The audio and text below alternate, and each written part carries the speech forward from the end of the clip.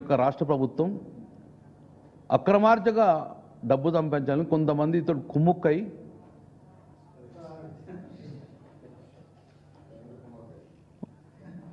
సరే ఇది మన కామన్ కొంచెం లేటెస్ట్గా కావుదామంటారా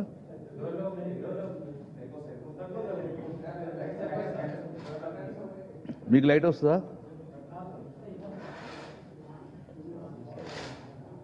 ఇంకో ఇది పరిస్థితి తెలంగాణలో రాష్ట్రమంతా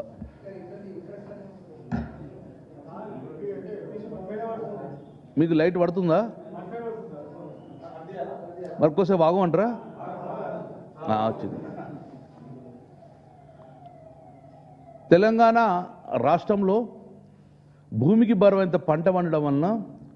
అన్ని రైసు మిల్లల్లో కూడా దొడ్డు బియ్యము బాయిల్ రైస్ పేరుకపోవడం జరిగింది.